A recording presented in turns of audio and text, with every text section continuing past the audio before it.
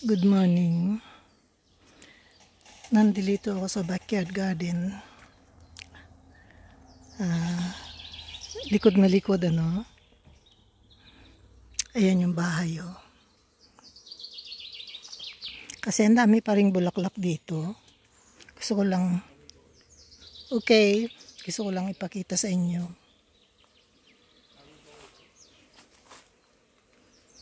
Ayan, oh. Ito yung orange azalea, ito yung white rhododendron. Ito yung limelight hydrangea. Ito peach, isang peach, at saka yung nasa likod na yan, kiwi. Ika-second year niya yata ngayon o ika-third year niya. Pero matagal pa yan. Tapos ito, may bunga na, may nakita akong bunga, ayan o. Ayan yung maliit na yan. Peach din to, 3 peach tree ko. Ito dati namumunga na to eh. Last year tumigil. Kasi yung the year before, ang dami niyang binulaklak. So nandito pa rin tayo sa likod. Ito yung pathways ko. Yung tawag ko noon dito, rhododendron trail. Kasi puro rhododendron nakatanim dito, no? Ito yung nasa harap ng bahay. Ayan o. Nasa harap sa backyard. Nasa ibabaw ng stone wall. So, ito yung rhododendron. Mas marami sa likod kaysa sa harap. No, dito tayo galing. Naglalakad lang ako. Ito yung plum tree. Ayan, daming bunga. Ang liliit. Matagal pa yan. Sa summer pa yan. No? End ng summer, mahihinog. Pinutol-putol ko kasi nandito eh. Ang daming sanga dati dito. Ang daming mamunga. Kaya siya tumaas. Mataas na mataas. Ayan, hindi ko naabot ang bunga. Pero okay lang. So, ito yung nakikita sa pag nakaupo ka sa balkon. Ito yung likod niya. Tapos, ito na yung mga second row ng rhododendron. So, ganyan siya kaganda. Ganyan karami ang bulaklak niya. Na sila, ba yan? Nagdikit-dikit. Tapos dito, sa kabilang side, ito na yung pinaka, second row pa rin ito ha. Ito, di ba ang ganda?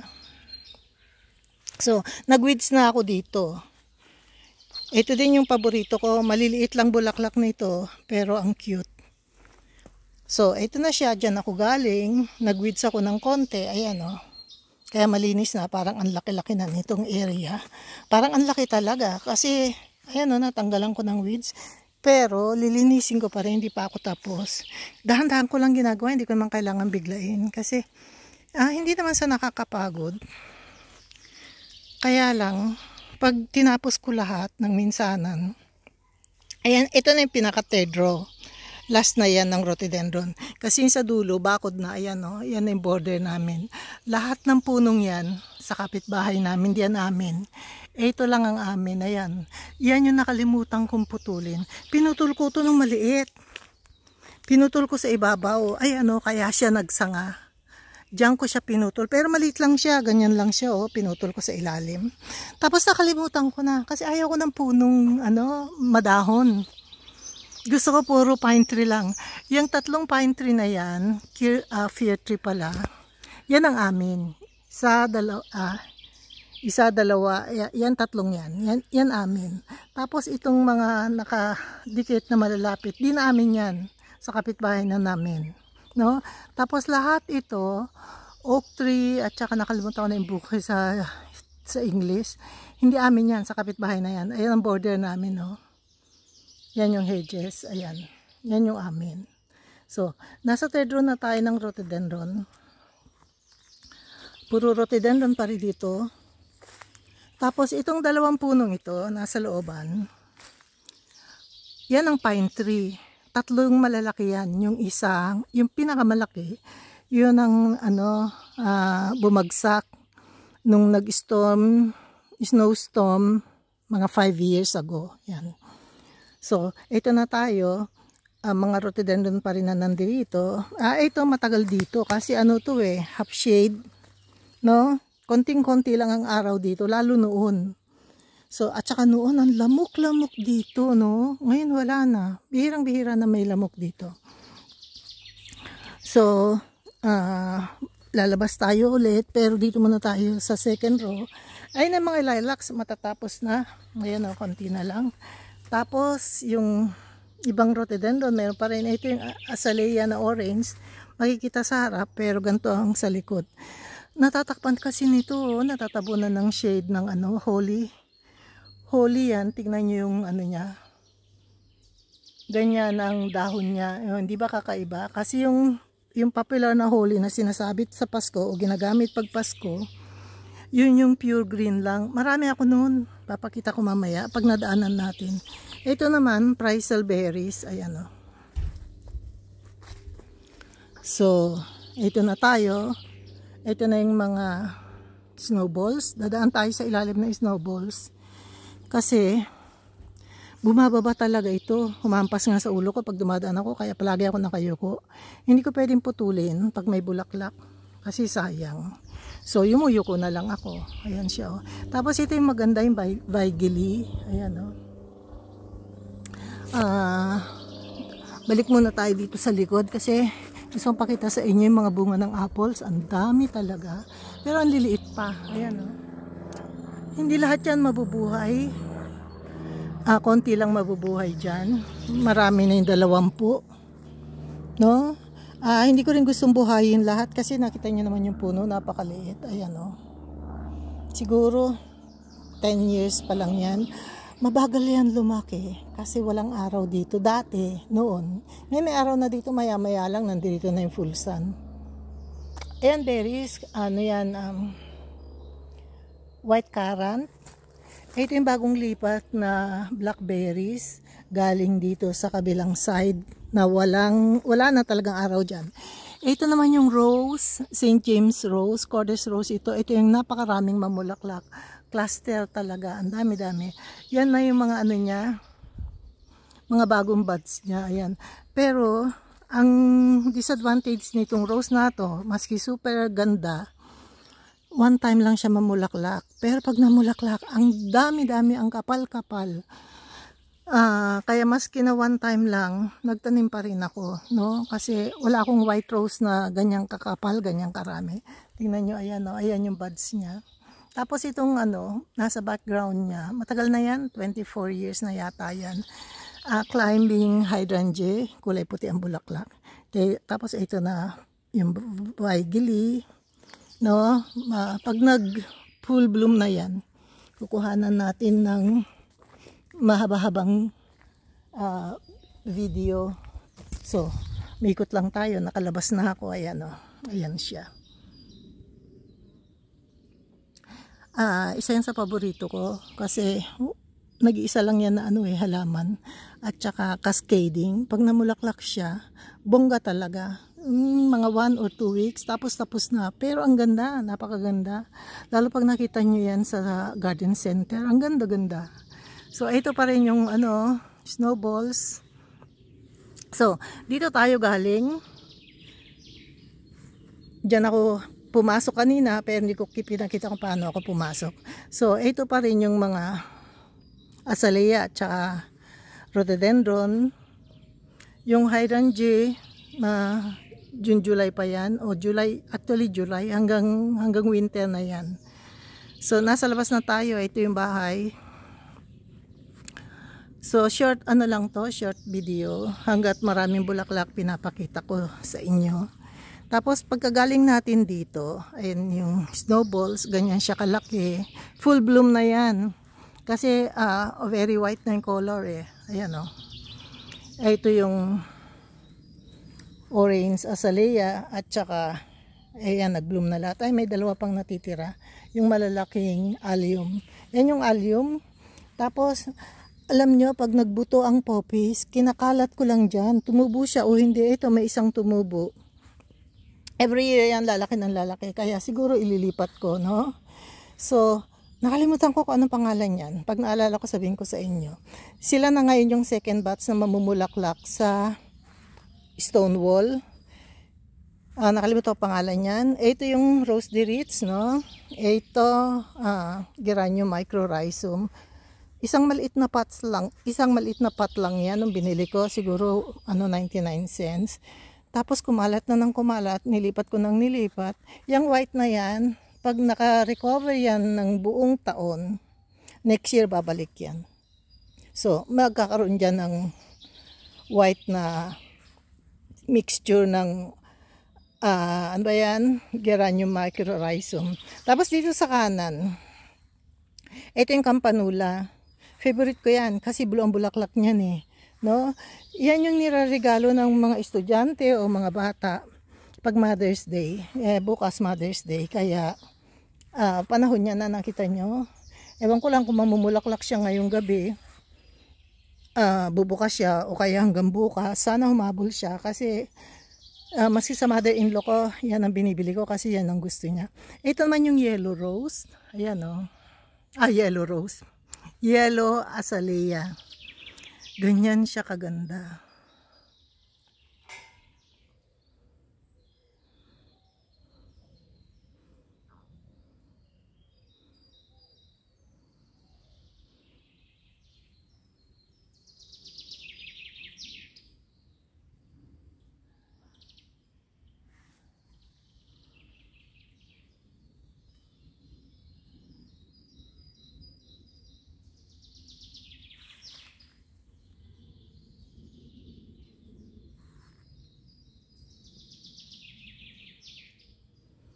Alam niyo, maraming hindi pa rin namumulaklak.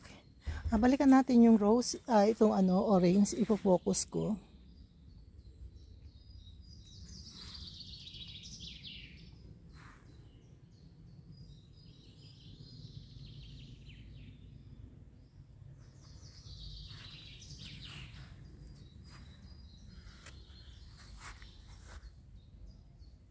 O hindi ba? Ang sakit sa mata. Masyado siyang bright. Kaya dapat ang combination niya light color lang. Ayan o.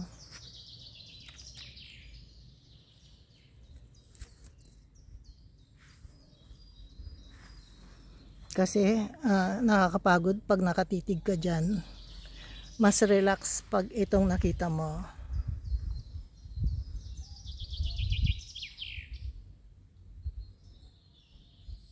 Malamig pa rin ngayon. Ayan, nakasweater pa rin ako. Maski anong tingkad ng araw. Tapos ito, lilies ito mga roses. Tapos ito yung nakita natin sa looban, sa likuran. No? Diyan ako galing sa likod kanina. Ito na yung campanula. Ito yung abrieta, meron pa rin. Ito yung aurelia montana. Yan, nakabisado ko na. Ito aurelia talaga yan. Tapos ito canditap. Ito na tayo. Galing tayo dito. Tapos na to, white rhododendron, nandirito na to. Pag natapos talaga yan, magkasunod sila. Ito talaga ang susunod. Mas matagal ito mag-stay kasi half shade ito Nakita nyo mag-aalas 12 na. Ano ba yan? Wala pang araw dito. Ayan nasa shade pa rin siya. Ayan, sa side na yan may araw na. Pero in the past, nung nandiyan lahat ng puno, walang araw dito.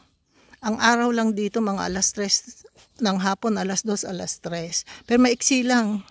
Kasi bumababa yung araw dun Doon, nandun yung sunset. So pag umikot siya dyan, yung bahay naka full sun full sun yan. Mula umaga hanggang hapon, hanggang gabi, hanggang sunset. Tapos dyan yung sundown or sunset dyan. So, wala talagang dito. Walang araw dito. Kasi dati puro puno yan Punong-puno yan ng puno, puro oak tree. Ito na tayo.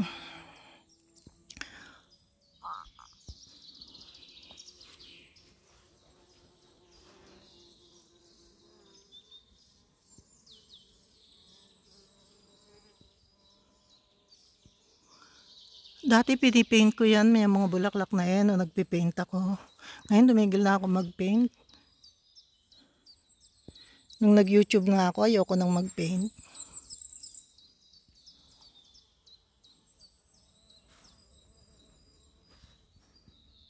Ito yung Rosarium Utterson. na rose, at saka ito yung lilacs. At saka yan yung may lilacs pa dyan. Oh. Pasok muna tayo dito kasi ang daming rhododendron dito. Close up natin. Ayan yung rhododendron galing dito sa kanina. Ayan siya hanggang taas. Oh, nakita nyo, doble ko na. Tapos yung red hindi pa rin mamumulaklak. Itong white tapos na. Tapos lipat na tayo dito. Ayan na siya. Ito yung paborito ko. Favorite ko din yan. Sa totoo lang. 3 pala yung ganyan ko. Ito 2 lang. So ayan na siya. Rhododendron pa rin ito. Ito yung tinatawag kong rhododendron trail. Dito mag-umpisa o kaya doon sa kabilang side. Tapos dito papasok. Kasi puro rhododendron to eh. Ito hazelnut. Ewan ko kung may bunga. Ay, meron yata. Kasi may nakikita ako mga bulaklak. Pero hindi pa yan makikita. Tsaka wala akong nakukuha dyan. Kasi kinukuha lahat ng squirrels. So ito, common nasa shade siya. Full shade ito, no? Konting-konti lang ang sunlight dito. Late na late itong mamulaklak. So ito, konti lang binulaklak niya ngayon kasi last year ang dami. Puro rhododendron to lahat hanggang doon. Galing tayo doon kanina. Ayan yung isang pine tree at saka ito yung pangalawa. No, ito yung border. Ayan ang kapitbahay namin. Yan, swimming pool yan eh. Yung bahay na yan. So, ito yung mga rhododendron. Ito pa. Ito red, hindi na mulaklak ngayon. Ayan no, next year siguro. So, ang dami ko talagang rhododendron. Kasi yun lang nabubuhay noon dito eh. Dahil forest talaga, puro puno, ang daming puno. So, ito na yung sinasabi ko sa inyong mga fir tree na nandito sa loob ng garden na mayroon pa rin natira. Isa. Ito, isa. 2. Yang nasa taas na yan, 3. Amin yung isang yan. Ito, amin yan. So, 1, 2, 3, 4, 5, 6, 7. Kaya 7 pa rin yung fir tree malalaking puno rito. Itong malaking to, ano to eh, ano ba yan? Walnut. No? Pryzl bear at saka ito, red currant. So, bali 10 na lang. 3 yung kanina nasa kanan, tapos itong nasa kaliwa. Ano ba yan? 7. So, yan na lang ang natitirang puno dito na dati siguro kulang ng ng 100. So ito na yung next. Snowballs. So yung nasa ilalim puro yan, ano ba yan? Lily of the Valley. Dito nag-originate, naglipat lang ako ng konti. Ito naman mga blackberries yan. Matagal pa yan. End pa yan ng July. So, ito, lilinisin ko to. Ayan, oh, dami. Para sa akin, ano lang yan eh. Ano ba yan? Weeds. Ito yung rhubarb. Ito yung red currant. Daming bunga. So, labas na tayo kasi mag-e-end na ako. No? Ito may naligaw na isang allium. 2 yan dati o 3. So, dito tayo galing. Diyan tayo pumasok. So, ito na, nandito na ulit tayo. Ito na yung view. No? Mag-e-end na ako. Maraming salamat. Pag nagustuhan nyo, mag-like, mag-subscribe kayo, tsaka mag-comment. Mag-comment kayo para makilala ko kayo. Thank you so much. Sana nag-enjoy kayo. No? Kinukuhanan ko talaga ito pag ganitong panahon. Almost every week, almost 3 times a week akong nagvi-video dito. Hanggat may rhododendron at saka roses, kukuhanan ko sila palagi. No? Kasi ito yung talagang peak season ng garden ko. Ito yung pangatlo. 3 yan eh. Na ganyang kulay. Tapos yung katabi niya, pink yan. Pero pag bumuka, white. Pero hindi siya white na kagaya nitong white. Kasi merong mga dotted spot sa gitna. So iba din ang nito. Ang klase, no? Ayan, ang lalaki. So, yan ang susunod na mamumulaklak dito. Pero magsasabay pa rin, hahabol pa rin dyan sa mga yan. No? Ito yung red na napaka-selan na ang tagal-tagal mamulaklak. Last year, ang daming binulaklak niya. Nakita nyo, ang liit, pero ang ganda niyan pag bumuka. Kukuhanan ko pa rin yan ng full, ano ba yan? Full video. Pag bumuka siya. Ito yung common, marami ako niyan. Siguro ang ganyan ko, 6, 7, 8. Tapos ito yung white. Contrast nitong color na to. Ito yung common. Yan yung pag lumaki, ang laki-laki niyan. Yan yata yung original ng rhododendron nung araw, no? Ito yung blue hydrangea, matagal pa to. June, July pa ito. At saka yan yung rest. Merong isang namulaklak na white na humabol. Isa lang sa dami nila. Ayan, no? Ano lang to, hindi ko binili. Kinuha ko lang. Ayan, may isa. Ito yung gate, papasok dito sa likod. No? So, thank you so much. Bye and God bless.